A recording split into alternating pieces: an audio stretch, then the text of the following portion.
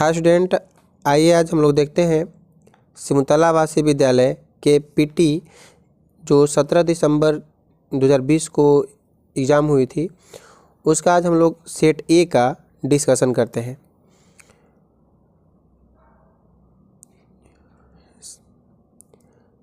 Set ए का discussion करते हैं। टोटल टाइम जो होती है 2 घंटा 30 मिनट की होती है और टोटल इसमें 150 क्वेश्चंस होते हैं। इसमें 5 सेक्शन होता है। सेक्शन ए में आपका मैथ रहेगा जो 1 to 40 तक रहेगा। सेक्शन बी रहेगा जिसमें साइंस रहेगा और 41 से लेकर 65 तक रहेगा, 25 क्वेश्चन। एंड सेक्शन सी रहेगा वो 66 से लेकर 90 तक इसमें क्वेश्चंस रहेंगे और इसमें भी 25 रहेंगे। सेक्शन डी इसमें हिंदी होगी 91 to 120 तक। एंड सेक्शन ई 121 से लेकर 150 तक इंग्लिश होगी। टोटल 150 क्वेश्चंस रहते हैं और इसमें प्रत्येक क्वेश्चन का 1 मार्क्स जो है दिया जाता है। कोई नेगेटिव नहीं होती है इसमें, नो नेगेटिव। तो सबसे फर्स्ट में हम लोग डिस्कस करेंगे मैथ का।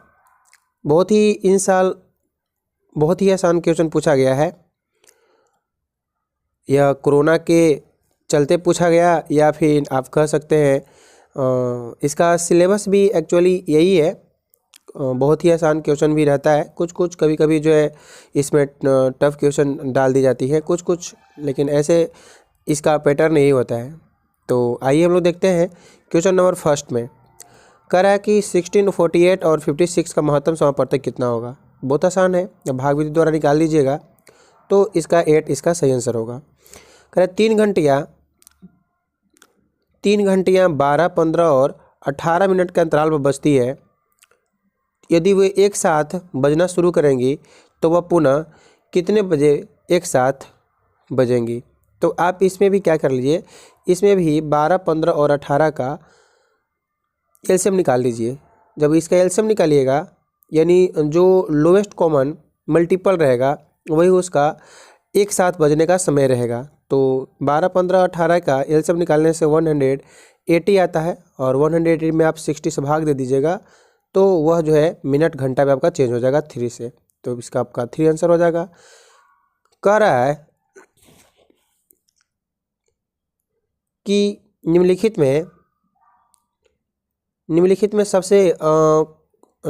कौन भिन्न सबसे बड़ा है। तो इसमें आप देख लीजिए, इसमें जो है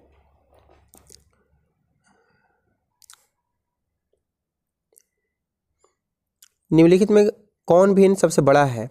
तो इसमें आप देख सकते हैं चारों ऑप्शन में हर जो है हर में 36, 24, 48 और 72 दिया।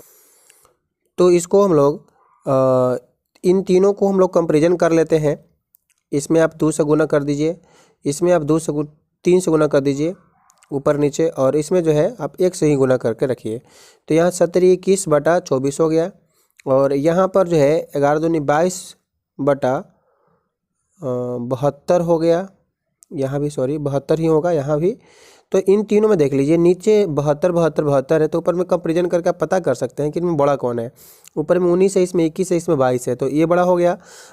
अब यहाँ और इस दोनों में कंपैरिजन करना होगा ना, क्योंकि नीचे 48 है, सबका एलसीएम तो आपका आएगा नहीं।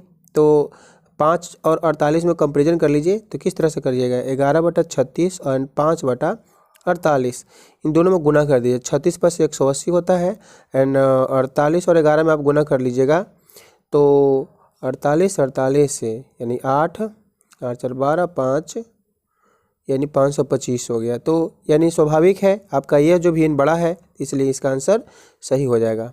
ठीक है, तो इस तरह से आप तुरंत जो है आप हल कर सकते हैं। आप भाग दीजिएगा तो समझ ही सकते हैं कितना जो है आपका टफ पड़ जाएगा, बहुत ही लेट लग जाएगा मतलब इसको सोल्व करने में। कह रहा है कि एक आयत का क्षेत्रफल 396 वर्ग सेंटीमीटर, तो इसकी लंबाई 22 सेंटीमीटर है। तो इसकी आयत की चौड़ाई क्या होगी। आप इसमें लंबाई से आप इसमें क्षेत्रफल में भाग दे दीजिएगा तो इसका सही आंसर आपको मिल जाएगा 18। ठीक है, नेक्स्ट हम लोग बढ़ते हैं।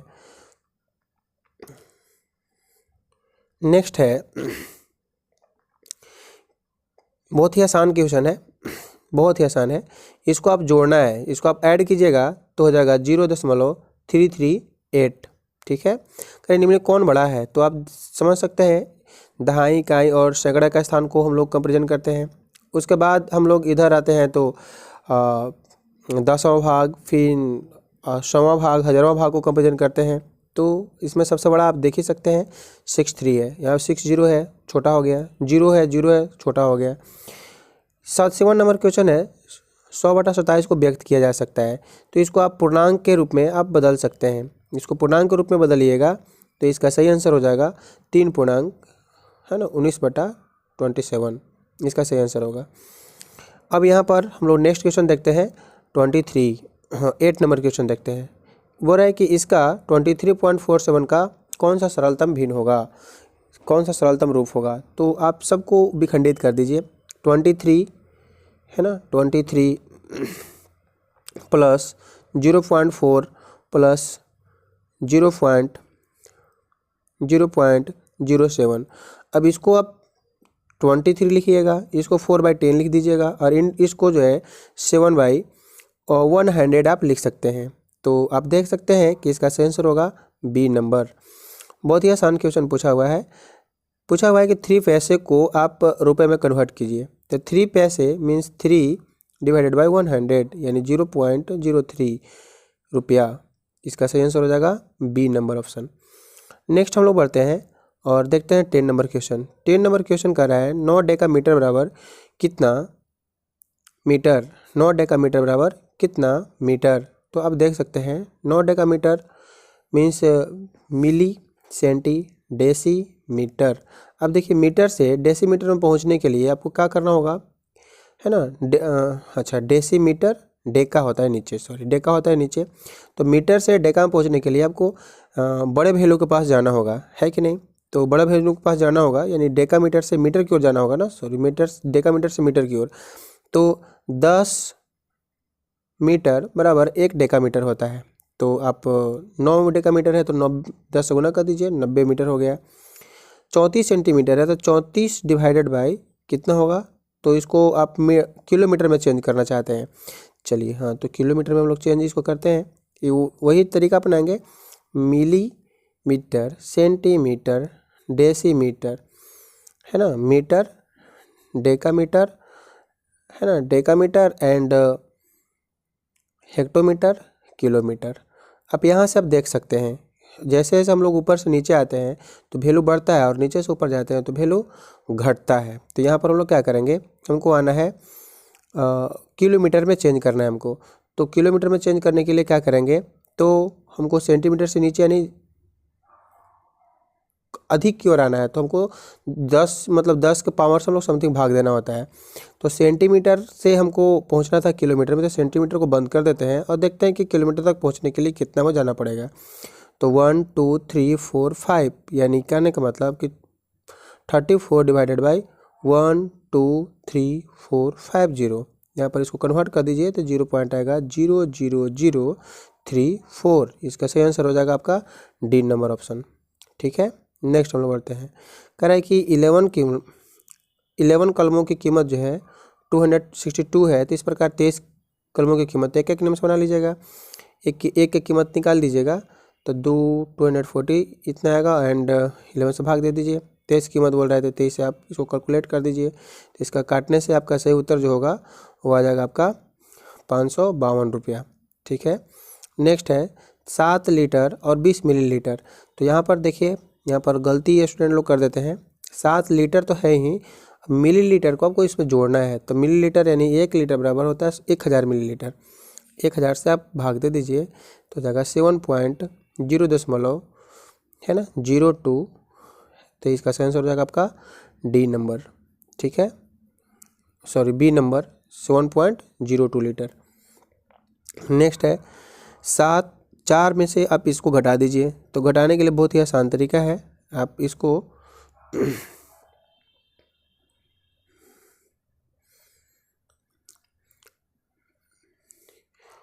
4.000 एंड 1 पॉइंट सबको हम लोग दशमिक प्रणाली में सम दशमलव भिन्न में लिखते हैं तो हो जाता है 1 में से आप घटा दीजिए 35 मिलीलीटर को। 35 मिलीलीटर का मतलब यहाँ पर इस तरह से तो हो गया 5, 9 में से 3 गया 6, 9 बचा 3, 3 में से 1 गया 2, 2.962 इसका आंसर हो जाएगा ये।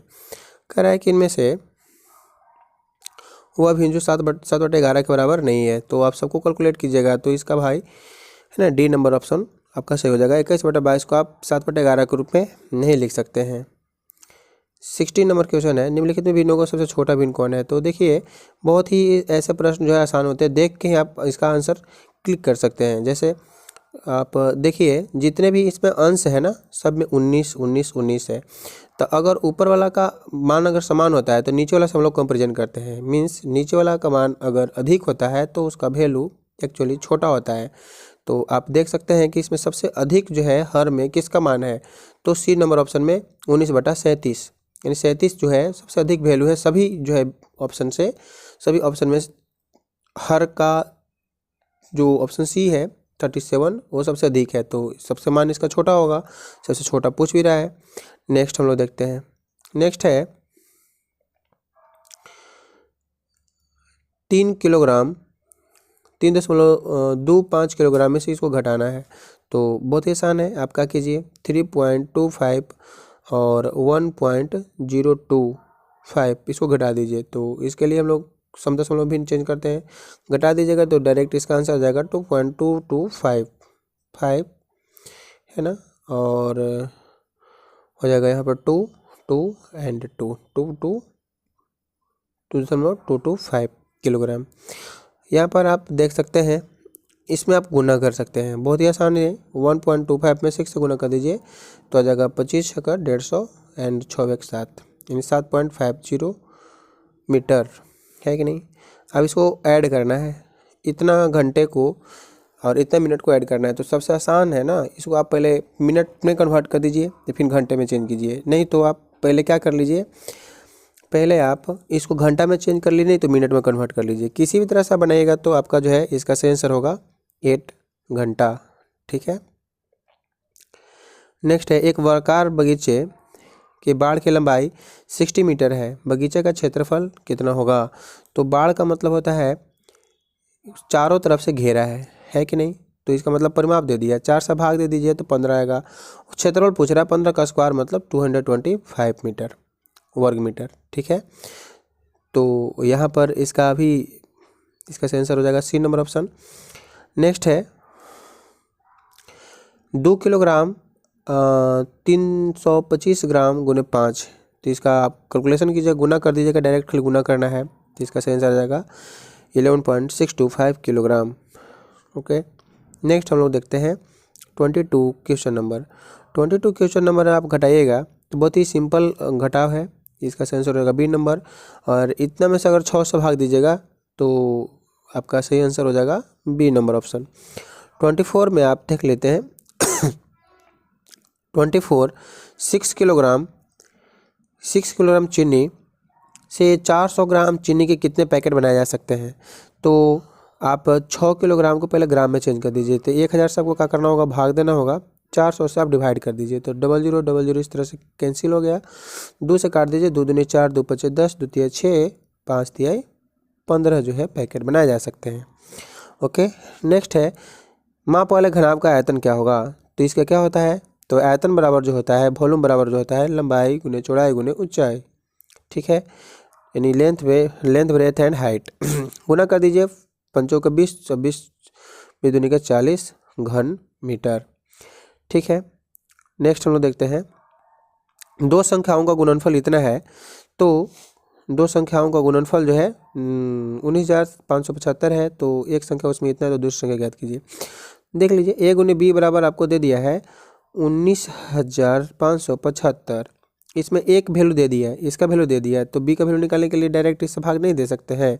तो 135 से भाग दीजिएगा तो इसका डायरेक्ट आंसर आ जाएगा 145। नेक्स्ट हम लोग देखते हैं क्वेश्चन। नेक्स्ट है यदि x और y 2 सहभाज्य संख्या है तो उनका लघुत्तम समापवर्त कितना होगा। तो देखिए सहभाज्य संख्या वैसी प्राकृतिक संख्याओं को बोलते हैं जिनका HCF एक हो, वैसी दो प्राकृत संख्या है जिसका HCF है ना, HCF कितना हो, एक हो। इसका मतलब कि कोई भी जैसे एक्स वाई कोई वैल्यू लेते हैं, इसका अगर HCF निकालते हैं तो एक आता है, मतलब ये दोनों में कुछ कॉमन नहीं है। तो जब इसका लसा अगर हम निकालते हैं, HCF निकालेंगे, तो लसा निकालेंगे तो डायरेक्ट हमको क्या करना होगा, एक्स गुना वाई लिखना होगा। जैसे एग्जाम्पल ग्रुप में 2 और 3, यह जो है क्या है, सअभाज्य संख्या है जिसका इन दोनों का अगर आप HCF निकालिएगा तो इसका HCF कितना आएगा, तो HCF आएगा एक। ओके, जब इसका HCF एक आएगा तो LCM कितना होगा, तो LCM जो होगा 2 × 3 6 होगा। तब बताइए कैसे आया, तो एक्स गुना वाई करने से आया। तो ऐसे भी आप जो है बना सकते हैं, ऐसे प्रश्नों को ऐसे भी हम लोग बनाते हैं। 28 नंबर क्वेश्चन है, 1.7 लीटर को आप मिलीलीटर में चेंज कीजिए। कुछ नहीं है, आप केवल 1.7 लीटर को 1000 से आप गुना कर दीजिए। 1000 से गुना कीजिएगा तो दशमलव का कारण एक जीरो कैंसिल हो जाएगा, तो डबल जीरो यहाँ पर बैठ जाएगा, तो हो जाएगा 1700 मिलीलीटर।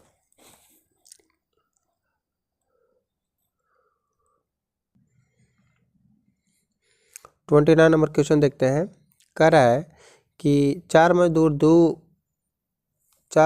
की 2 दिनों की मजदूरी 2400 रुपया है, तो 13 मजदूरों के 5 दिनों की मजदूरी क्या होगी। तो इसको आप MDS से बना सकते हैं। MDS मतलब महीना, मजदूर मतलब आदमी की संख्या, दिन की संख्या और घंटा की संख्या। तो 4 × 2 है ना, बटे 24 हो जाएगा, मजदूरी नीचे रखेंगे, एंड 13 × 5 बटे मजदूरी, इसको एक मान लेंगे। तो यहाँ पर आप काट सकते हैं, 4 × 6 = 24 एंड द्वितीय 6, इस तरह से आप काट सकते हैं। 300, 13 × 5 = 65, 65 19,500 रुपये इसका आंसर हो जाएगा। आप इसको घटा दीजिएगा तो बहुत ही सिंपल है, इसका सही आंसर हो जाएगा डी नंबर ऑप्शन। 31 के बाद हम लोग नेक्स्ट देखते हैं 32 नंबर क्वेश्चन। 32 नंबर कह रहा है दो संख्याओं का अंतर इतना है। तो बताइए, दो संख्याओं का अंतर जब इतना होगा,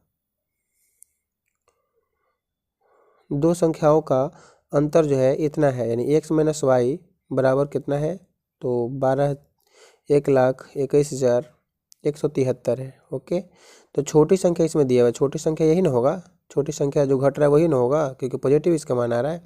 तो छोटी संख्या क्या करना पड़ेगा, है ना, आप इसको इसमें आकर जोड़ दीजिए। तो जैसे जोड़िएगा तो इसका सही आंसर मिल जाएगा आपका सी नंबर ऑप्शन। ठीक है, ऐड करना बस केवल।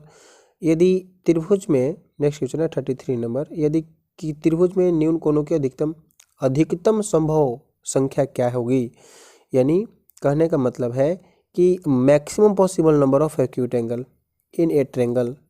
देखिए इसमें जो होगी अधिकतम जो संख्या होगी यह आपका 3 होगी, क्योंकि प्रत्येक 60 अगर डिग्री रखते हैं तो इसका मान जो है क्या होगी, तो अधिकतम ने 3 न्यून कोण में, ऐसे भी हम लोग जानते हैं कि न्यून कोण में 3 जो है न्यून कोण बन सकते हैं इसमें, तो इसकी संख्या कितनी होगी, 3 होगी। इसको आप कैलकुलेट कर लीजिए। तो इसको सबसे पहले आप घटा लीजिएगा, जैसे घटाइएगा 25 से गुना कीजिएगा तो आपका आंसर आ जाएगा 15 मीटर, है ना, 15 मीटर आ जाएगा। क्यों, क्योंकि मीटर है सेंटीमीटर है, तो आप इसको चेंज कर लीजिएगा, चेंज कीजिएगा तो 60 आएगा और 25/100, ठीक है ना, 25/100 करें, 25 चौका 100, 15 चौका 60।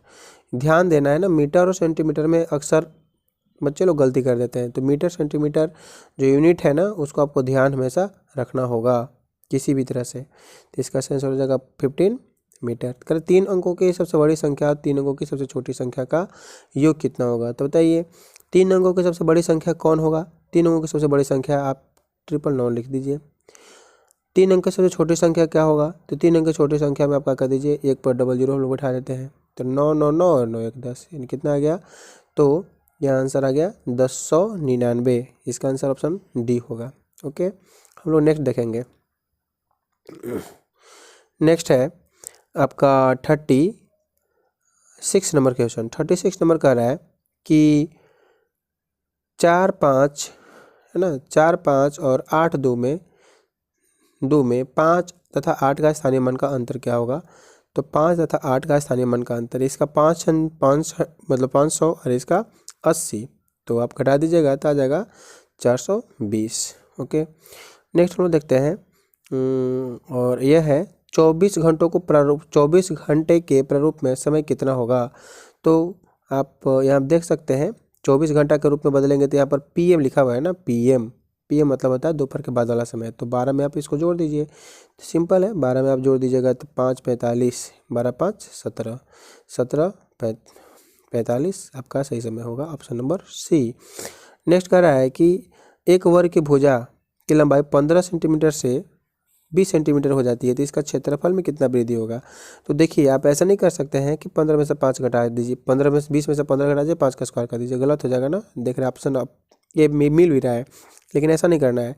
आपको क्या करना है, तो 15 का स्क्वायर करना है 225 एंड 20 का स्क्वायर करना है 400। अब इसको घटाना है तो 5 2 एंड 1 आएगा। अब इसको आप क्या कर सकते हैं, तो इसको आप कैलकुलेट कर लीजिए, 125 गुने 100 अब बटे वास्तविक कितना था, तो 15 से न बढ़ गया है तो 225 था। इसको आप कट है ना सोल्व कीजिएगा, 25 9 2 25 और 25 25 से इस तरह से सोल्व कीजिएगा तो आ जाएगा आपका कितना 175 वर्ग सेंटीमीटर आ जाएगा।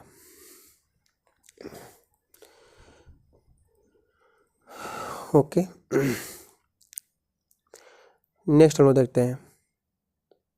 देखिए यहाँ पर सॉरी कैलकुलेशन यहाँ पर गलती हो गया, 400 में से 225 अगर घटाइएगा तो हो जाएगा कितना 5 और ये 9 में से 2 गया 7 है ना, सॉरी देख लीजिए यहीं पर मिस्टेक हो रही थी।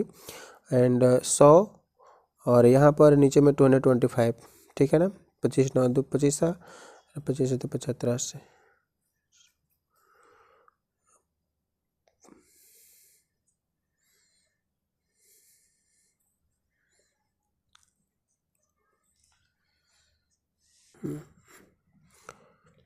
तो क्षेत्रफल में केवल वृद्धि खोज रहा था ना, तो यहाँ हम लोग परसेंटेज निकालने के चक्कर में पड़ गए थे।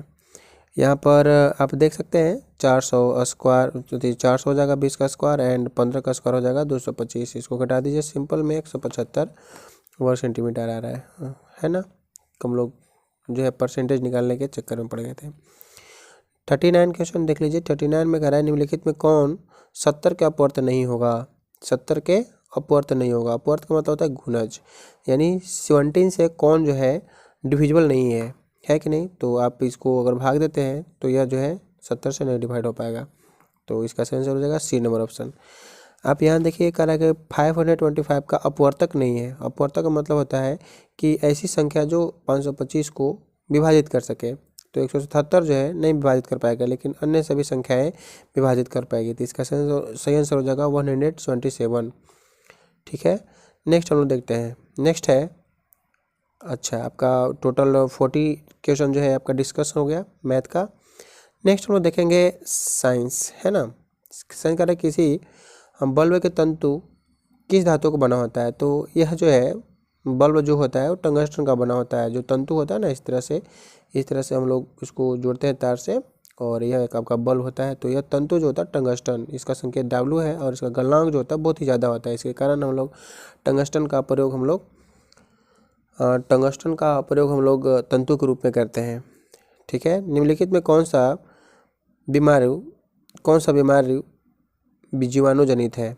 तो इसके लिए हम लोग एक ट्रिक देखे थे, आप अगर उसको देखना चाहते हैं तो आप है ना इसी चैनल पर आकर आप TPS स्टडी पर आकर जो है इसका आप देख सकते हैं।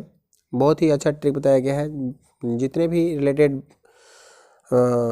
जर्म से रिलेटेड आपका जो रोग है सबको बहुत अच्छी तरह से बताया गया है, तो आप वहाँ पर सीख सकते हैं। इसमें बताए थे जीवाणु का ट्रिक था डीप सिटी का कुटनी गोक्ष है। तो गोक्ष 6 से 6 रोग होता है ना, 6 से 6 रोग होता है, तो 6 रोग इसका जीवाणु का इसका सही ट्रिक था। बहुत ही अच्छी ढंग से उसमें समझाया गया है कहानी के तर्ज पर, तो आपको सब याद हो जाएगा। किस जैव प्रक्रिया से ऊर्जा उत्पादन होता है। देखिए प्रकाश संश्लेषण तो भोजन उत्पादन होता है, ग्लूकोज का निर्माण होता है। उत्सर्जन तो कुछ होता नहीं है, बस केवल अपशिष्ट पदार्थ बाहर निकलता है। गति से भी ऊर्जा उत्पादन नहीं होता, गति तो ऊर्जा के कारण गति होती है ना। श्वसन से हमें क्या होती है, ऊर्जा उत्पादन होती है। इसका मतलब अगर ग्लूकोज का विखंडन क्या करता है, ऑक्सीजन करता है, और उसके फलस्वरूप हमें ऊर्जा उत्पादन होती है। चलिए 1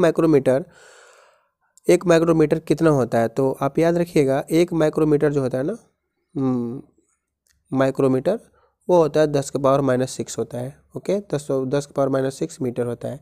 अब इस चारों ऑप्शन को आप कैलकुलेट कर लीजिए और देख लीजिए कि किसका जो है 10⁻6 आ रहा है। ठीक है, तो ये तो वही हो गया है, तो कैंसिल हो गया, कल माइक्रोन दे दिया है। सेंटीमीटर है तो सेंटीमीटर है 10⁻3, इसको लिख सकते हैं ना 0.01 को, तो -3 लिख लीजिए। और 1 सेंटीमीटर में कितना होता है, तो 10⁻2 मीटर होता है। इसको कैलकुलेट कीजिएगा तो 10⁻5 आएगा, तो इसका सही आंसर ये नहीं होगा। नेक्स्ट आप देख लीजिए, इसको हम लोग मिला लेते हैं, तो 0.001 को 10�3 लिख सकते हैं ना, और मिलीमीटर को 10⁻3 लिख सकते हैं, तो 10⁻3 10⁻3 10⁻6, तो इसका सही आंसर हो जाएगा आपका। हम बोले भी थे कि एक माइक्रोमीटर जो होता है ना, वो कितने के बराबर होता है, तो वह होता है 10⁻6 के, तो इसका सही आंसर हो जाएगा आपका ऑप्शन नंबर बी।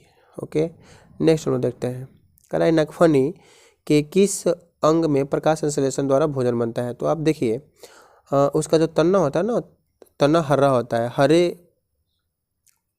हरे भाग में ही प्रकाश संश्लेषण क्रिया होती है, और उसमें जो पत्ती का जो रूपांतरण होता है ना, वह शूल होता है, उसका जो कांटे होते हैं वो पत्ती का रूपांतरण होते हैं। बस वो प्रकाश संश्लेषण में वो भाग नहीं लेते, मतलब जो उसके तने होते हैं, जो हरे भाग होते हैं, जिसमें एक इस तरह से बने आपको दिख सकते हैं, इसमें बहुत सारे सूल इस तरह से होते हैं, तो ये जो तने जो होते हैं ना, वो हरे होते हैं, और इसी में प्रकाश संश्लेषण क्रिया होती है, तो तने में होगा, पत्ती में इसमें नहीं हो पाएगा। तड़ी चालक को ऊंचाई भवनों से बचाता है, कौन बचाता है, तो तड़ी चालक को ऊंचाई भवनों से बचाता है, इसमें आसमान में पैदा होने वाली बिजली से इससे बचाता है। मछली का शरीर का आकार कैसा होता है, तो यह नौकाकार का होता है कि नहीं। नेक्स्ट हम लोग देखते हैं, अरे विषाणु क्या है। विषाणु जो है ये प्रीवियस ईयर क्वेश्चन है, सजीव और निर्जीव के मध्य का बीच का कड़ी है, मतलब अगर सजीव में रहेगा, सजीव के अंदर प्रवेश करेगा तब तो सजीव बन जाएगा, और बाहर रहेगा तो निर्जीव के रूप में रहेगा। ओके, अब नेक्स्ट देखते हैं, नेक्स्ट क्वेश्चन है आपका, बायोगैस है, बायोगैस क्या है, तो CH4 और यह कार्बन डाइऑक्साइड का मिश्रण होता है कि नहीं, ये ईंधन के रूप में हम लोग इसका इस्तेमाल करते हैं। नेक्स्ट, वायुमंडल में किस गैस का प्रतिशत सर्वाधिक होता है, तो नाइट्रोजन जो होता है 78 पॉइंट समथिंग प्रतिशत होता है। ऑक्सीजन जो होता है वह 21% होता है, मतलब 20.9% होता है, मान लेते हैं 21%, तो सबसे अधिक प्रतिशत नाइट्रोजन का होता है। कार्बन डाइऑक्साइड का भी प्रश्न पूछे जाते हैं, तो 0.008 आप याद रखिएगा इसका, ठीक है, सॉरी 0.08%। नेक्स्ट, सॉरी 0.08 नहीं, 0.03% किसका, तो कार्बन डाइऑक्साइड का। ओके, ये प्रश्न बहुत बार पूछा भी गया और पूछा भी जा सकता है, कार्बन डाइऑक्साइड का। नेक्स्ट, सुंदरबन विख्यात है मैंग्रोवन के लिए भी और बाघ के लिए भी, ठीक है ना, ये बंगाल टाइगर के लिए विख्यात है, तो ऑप्शन इसका सही आंसर होगा कौन, तो B एंड D दोनों। नेक्स्ट हम लोग देखेंगे, पौधा भूमि से जल और खनिज लवण कैसे प्राप्त करता है, तो वह जड़ तनों से प्राप्त करता है, सॉरी जड़ से प्राप्त करता है, मिट्टी के अंदर जो जड़ ही जाती है उसके द्वारा प्राप्त करता है। और उसमें कौन सी ऊतक होते हैं, तब फ्लोएम ऊतक जाइलम ऊतक होते हैं, है ना, सॉरी जाइलम ऊतक होते हैं, जाइलम ऊतक होते हैं, जो जल और खनिज को परिवहन करने का काम करते हैं पौधे के विभिन्न भागों तक। नेक्स्ट है, अगर पौधे में प्रकाश संश्लेषण की क्रिया कहाँ होती है, तो पौधे में प्रकाश संश्लेषण की क्रिया जो होती है वो होती है पत्तियों में। तो आप बोलिएगा कि नगफनी में तो ऐसा नहीं था, तो नगफनी में तना में था। देखिए, जहाँ भी हरे भाग होंगे वहीं पर प्रकाश संश्लेषण क्रिया होगी, क्योंकि क्लोरोप्लास्ट में ही ऐसा होता है, क्योंकि वही जो है वो एक उत्तेजित मतलब करता है प्रकाश संश्लेषण क्रिया करे, तो जहाँ भी हरे भाग आपको दिखेंगे वहाँ पर प्रकाश संश्लेषण क्रिया होगी। तो पौधे के हरे भाग जो होते हैं पत्ती में ही अधिकतर पाया जाता है, तो प्रकाश संश्लेषण क्रिया वहाँ होती है। तो याद रखिएगा, रक्त का पीएच मान बहुत ही ज़्यादा यह पूछने वाला क्वेश्चन है, अक्सर सभी परीक्षाओं में पूछा जाता है। 7.4 पीएच मान है ना, पीएच मान का मतलब होता है पावर ऑफ हाइड्रोजन, है कि नहीं, मतलब कितना उसमें हाइड्रोजन घुला हुआ है, हाइड्रोजन आयन। यहाँ पर देखिए, वायु क्या है, वायु एक क्या है, गैसों का मिश्रण है, है कि नहीं। नेक्स्ट, पृथ्वी का कौन सा जलवायु परिवर्तन का कारक है? परिक्रमण काल और तीक्षक अक्ष। पृथ्वी देखे है ना, पृथ्वी आप इस तरह से रोटेट करती रहती है और यह जो है 9 झुकी भी रहती है, 23 मतलब 23.5 से यह झुकी हुई है। और यह जो है यह सन है आपका, और सन को रोटेट करते रहती है। तो झुकने के कारण और साथ साथ जो है रोटेशन के कारण ही जलवायु परिवर्तन होता है। और भी विभिन्न कारक हो सकते हैं। पौधे का कौन सा गुण जलवायु परिवर्तन कारक होते हैं? हो ही गया। निम्न में से सभी भोजक का घटक है सिवाय किसके?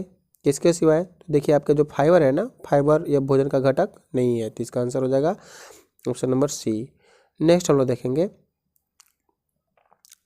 खनिज और विटामिन किससे प्राप्त होता है? तो देखिए खनिज और विटामिन जो है हमें सब्जियों और फलों से प्राप्त होता है। यहाँ पर कन्फ्यूजन के लिए पालक की पत्तियों दे दिया है। यहाँ से केवल हमें मिनरल्स प्राप्त होता है, विटामिन से हमें प्राप्त नहीं होती है, हमें फल से ही विटामिन प्राप्त होती है। ठीक है। कह रहा है विश्व पर्यावरण दिवस कब मनाया जाता है? तो यह 5 जून को मनाया जाता है। इसका सही आंसर ऑप्शन ए हो गया। नेक्स्ट है,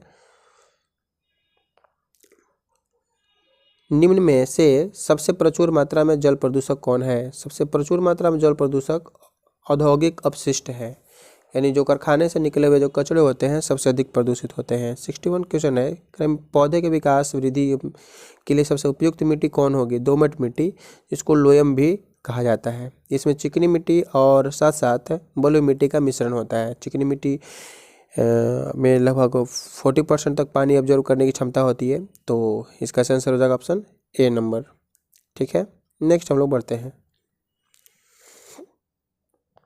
हल्की तथा भारी वस्तु का संवेग है ना, भारी वस्तु का संवेग समान हो तो किसकी गति ऊर्जा अधिक होगी? तो देखिए जब काइनेटिक एनर्जी यानी गतिज ऊर्जा और संवेग में रिलेशन दिखाया जाता है ना, तो के बराबर होता है p²/2m।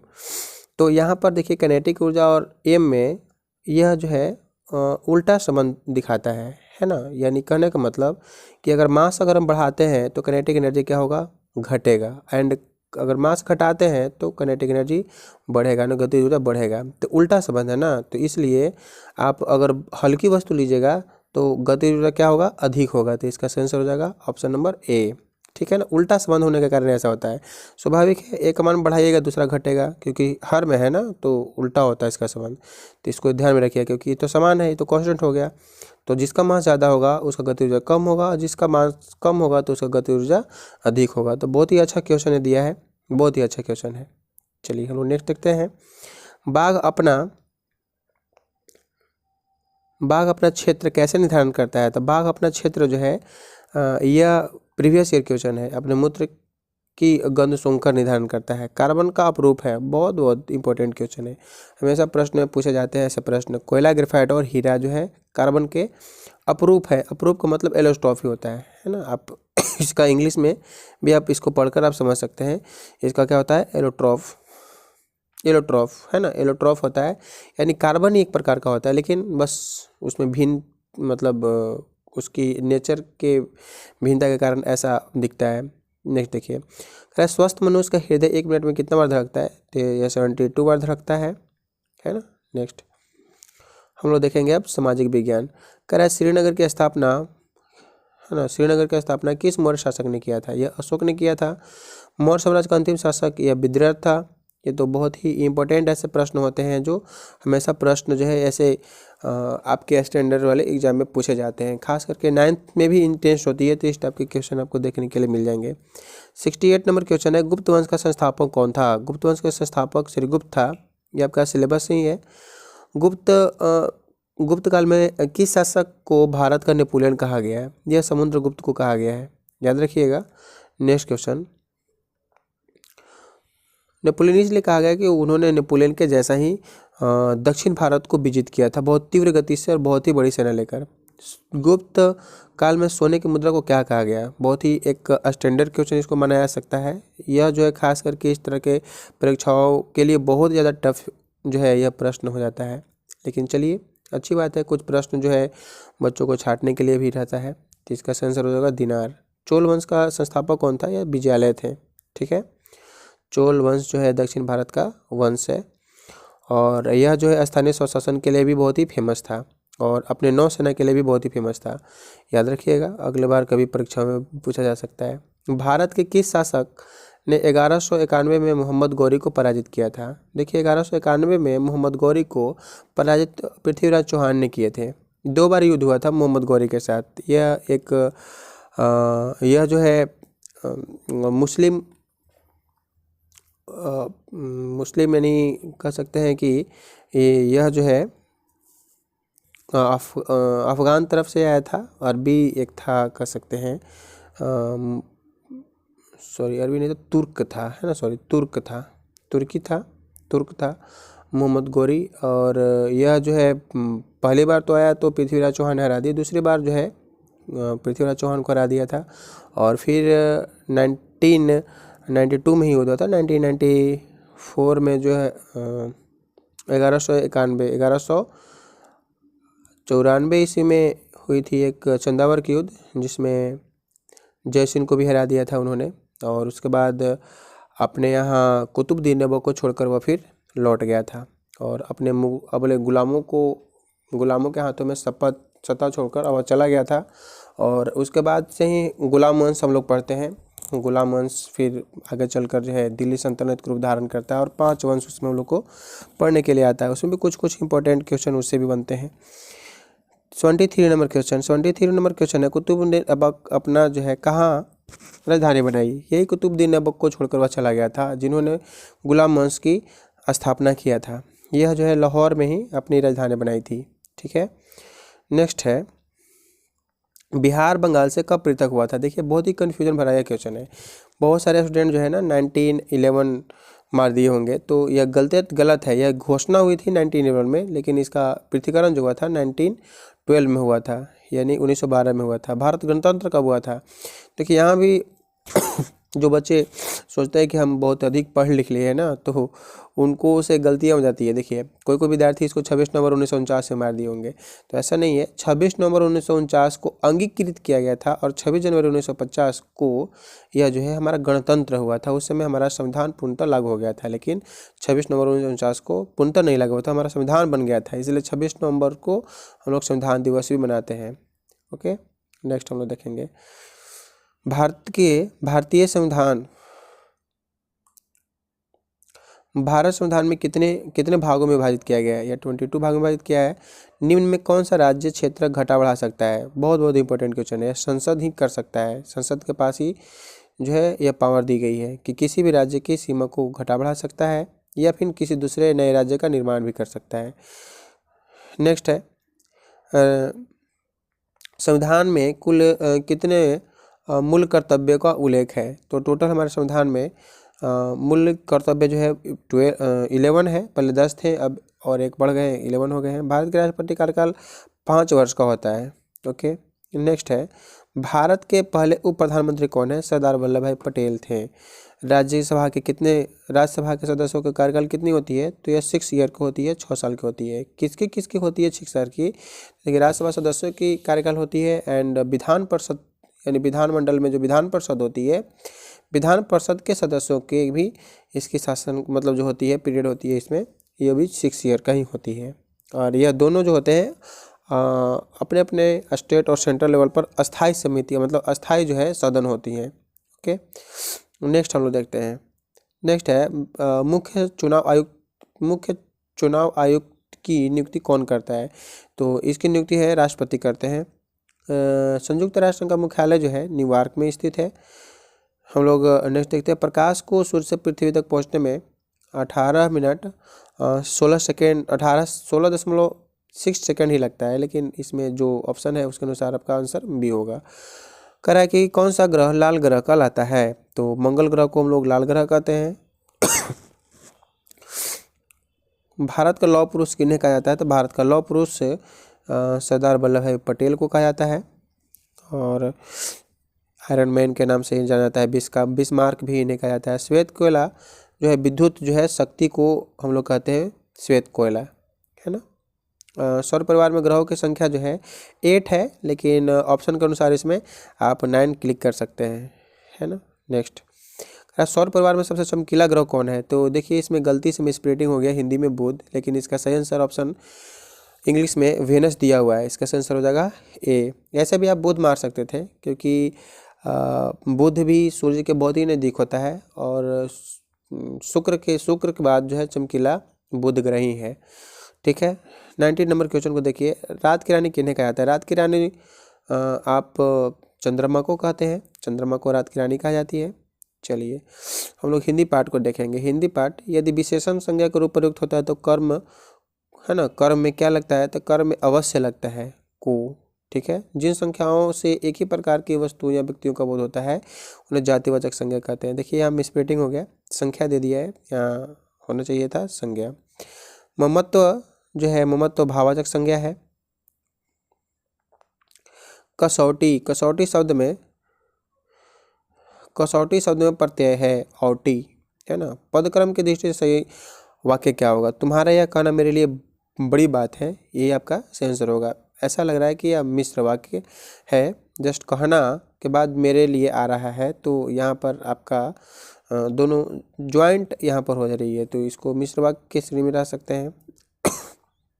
नेक्स्ट है, स्त्री शब्द का प्रवाची है। स्त्री शब्द का प्रवाची है नारी। प्रवाची शब्द के श्रृंखला शब्द नहीं है, तो आप देख लीजिए श्रृंखला शब्द नहीं है। जैसे नेत्र, नयन, चक्षु और है ना, नेत्र, नयन, चक्षु ये तीनों सेम ही है। प्रियंशु जो है ये भिन्न हो जा रहा है, तो इसका सही आंसर हो जाएगा प्रियंशु, ऑप्शन नंबर सी।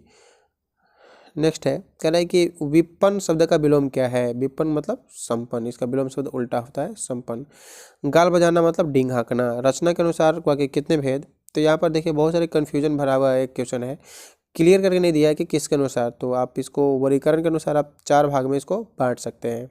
ओके, नेक्स्ट हम लोग देखते हैं, जो भाषा व्याकरण से नियंत्रित होता है उसको परिनिष्ठित भाषा कहा जाता है। हिंदी भाषा की लिपि क्या है? तो देवनागरी है। संस्कृत किस धातु से बना हुआ है? तो यह जो है भाष शब्द से बना हुआ है, तो आप याद रखिएगा। जिस स्वर के उच्चारण में तिगुना समय लगता है ना, तो उसको हम लोग प्लुत स्वर बोलते हैं। जैसे कभी एग्जाम्पल के रूप में बोलते हैं सर र बोलते हैं, तो र को उच्चारण बाद में करते हैं। जैसे ओम बोलते हैं, ओम बोलते हैं, तो लास्ट में म का उच्चारण थोड़ा सा लास्ट तक करते जाते हैं, तो जो जिसमें तिगुना समय लगता है तो उसको लोग प्लुत स्वर बोलते हैं। ओके, नेक्स्ट हम लोग देखते हैं, स्पर्श व्यंजन की श्रेणी में आते हैं। स्पर्श व्यंजन, तो इसमें जो होगा आपका, इसमें सभी आंसर हो जाएगा। शब्द कितने प्रकार के होते हैं? शब्द जो होते हैं वे, ये भी क्लियर करके नहीं दिया है, तो लेकिन कह सकते हैं यह 5 प्रकार के होते हैं शब्द, है ना। नेक्स्ट, ऊष्म व्यंजन क्या है? ऊष्म व्यंजन जो है स है, तलाबी स है, स है, वह है, यह ऊष्म व्यंजन के श्रेणी में आते हैं। योग से न होने वाला, योग से न होने पर जो साथ रहे उसे, उस वर्ण को क्या कहते हैं? अयोग वाक कहते हैं। पूर्व शब्द है, क्या है? क्रिया विशेषण। अघोष व्यंजन में उपयोग होता है। ऐसे तो यह बहुत ही कह सकते हैं कि यह क्वेश्चन जो है क्लियर करके नहीं दिया हुआ है, लेकिन आप इसको आप भी लगा सकते हैं केवल नाद का। नेक्स्ट, किस शब्द में सम का उपसर्ग का प्रयोग नहीं हुआ है? तो यहाँ देख सकते हैं सुकर्म में सम का प्रयोग नहीं हुआ। जैसे संकल्प में सम होता है, समहार होता है, संग्राम में सम का प्रयोग होता है। कर्मधारय समास का उदाहरण नीलगाय है ना। नेक्स्ट, घोड़े बेचकर सोना का मुहावरा है बेफिक्र होना। दुरुक्ति मतलब दोहराना। गोबर का तत्सम रूप हुआ गोमल। नौबत का अर्थ है परिस्थिति। किसमें पुश्तैनी दुश्मनी थी? तो पुश्तैनी दुश्मनी थी राजा खड़गसिंह और कड़कसिंह में। रामचरितमानस के लेखक जो है, रामचरितमानस की रचना जो है तुलसीदास ने किए थे। नाटक में स्वर्ण कुमार का रोल जो है लेखक निभाया था, है ना, लेखक निभाया था। और मध्ययुगीन दरबारी कवि जो है यह रहीम है, अब्दुल रहीम खान बोलते हैं लोग, जो अकबर के यह जो है नवरत्न में शामिल थे। और अबुल फजल का यह नहीं, बैरम खां के शायद यह पुत्र थे, है ना। और बहुत ही महान कवि और योग्य कह सकते हैं कि दरबारी भी रहे। अब बोलेगा तुलसीदास भी थे, लेकिन यह तुलसीदास मध्ययुगीन भी थे, लेकिन यह जो है दरबारी संस्कृति कवि नहीं थे, है ना, दरबारी नहीं थे, यह बस मतलब बाहर ही एक महान कवि के रूप में रहे, लेकिन बाहर से दरबार में इनको जो है मतलब नहीं गए वो, लेकिन यह नवरत्न में शामिल थे। मध्ययुगीन किसको बोलते हैं, तो मध्ययुगीन आप बोल सकते हैं जो दिल्ली सल्तनत और मुगल सल्तनत हम लोग जो पढ़ते हैं वो मध्ययुगीन सल्तनत हम लोग पढ़ते हैं। अंग्रेजी में आइए, अंग्रेजी में one who feed the human flesh, flesh मतलब होता है ह्यूमन का मांस जो खाता है उसको कैनिबल बोलते हैं, नरभक्षी बोलते हैं। Find the only miss spelled word of the following, इसका सही आंसर हो जाएगा एनालाइज, है ना, एनालाइज में क्या जो है गलती है। All in all stand for, इसका तो सही आंसर होना चाहिए मोस्ट इंपॉर्टेंट, लेकिन देखिए मतलब बोर्ड क्या इसका आंसर देती है। चलिए next, hopeful means, hopeful means क्या होगा, होपफुल मतलब ऑप्टिमिस्टिक होता है, मतलब जो आशा की ओर देखता है ना, उसको हम लोग आशावादी बोलते हैं, ऑप्टिमिस्टिक बोलते हैं। Speech delivered without any preparation is called, है ना, एक्सटेम्पोर, याद रखिएगा, एक्सटेम्पोर का मतलब होता है बिना जो है तैयारी के स्पीच देने वाला व्यक्ति एक्सटेम्पोर कहलाता है, और बिना तैयारी के रचना करने वाला व्यक्ति, जैसे किताब रचना कर दिया, कविता रचना कर दिया, तो इसको बोलते हैं इम्प्रॉम्प्टू। ओके, करा सी टेक्स प्राइड, प्राइड के बाद जो है ना, प्राइड एक प्रकार का नाउन है, और नाउन के बाद जो है इन का प्रयोग हम लोग करते हैं, इसका आंसर हो जाएगा डी। ओके, करा है the father was dash in the story, तो यह जो है 80 वर्ष के थे। The ant was the carrying, grains carry कर रहा था।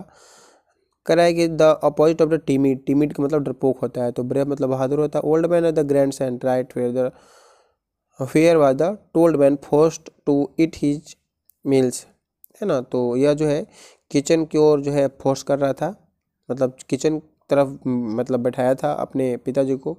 ए palace, a place bread and cakes are made, तो उसको लोग बेकरी बोलते हैं। One who decides a case in the court, court में जो केस को डिसाइड करता है ना उसको जज हम लोग बोलते हैं। तो दो जो friend study in the same class, classmate कहलाते हैं। अपोजिट वर्ड ढूंढ रहा है ना, opposite word of the remember, opposite word remember forget होगा, है ना। Who one the treats heart disease, है ना, जो हृदय की बीमारी को ठीक करता है ना, कार्डियोलॉजिस्ट कहलाता है। Find the word of the meaning in the same permit, permit मतलब होता है अनुमति देना है, मतलब अलाउ करना। आप देखे होंगे ट्रक के ऊपर में लिखा रहता है ये चिल्ड्रेन, है ना, करा है कि dash children are very naughty, तो यहाँ पर इसका आंसर द होगा, the children. A domicile is one, है ना, a domicile is one who lives permanently in a place या समटाइम्स परमानेंटली, जहाँ से परमानेंट लोग रहते हैं ना वहाँ का डोमिसाइल बनता है। गो एट वंस ऑल्दो, है ना, ऑल्दो इसका सही आंसर होना चाहिए, लेकिन देखिए बोर्ड क्या देती है, हो सकता है कि और भी इसका सही आंसर हो, लेकिन हमारे अनुसार इसका ऑल्दो ही सही इसका आंसर होगा। इसका the mother in the three little pigs advised her children to, तो क्या एडवाइस कर रही थी उसकी माँ, कर रही थी कि जो तुम करो ना, whatever to do the best, है ना, जो भी तुम करो उसमें तुम बेस्ट करना, ये एडवाइस कर रही थी। The poet calls his mother क्या मिराकल, है ना, मिराकल मतलब होता है चमत्कारी माँ के बारे में अपने बता रहे थे वो। Pick out the opposite of the punishment, punishment का हो जाता है रिवार्ड, रिवार्ड इसका सही उत्तर होगा। नेक्स्ट हम देखेंगे find the correctly spelled word, सही आंसर इसका कौन होगा, इंटेलिजेंस, सॉरी इसका सही आंसर होगा C, intelligence, INTELLIGENCE। Where does the beggar is the big, है ना, blind beggar sit to beg, कहाँ पर बैठकर भीख मांगता था, बिसाइड द टेम्पल गेट।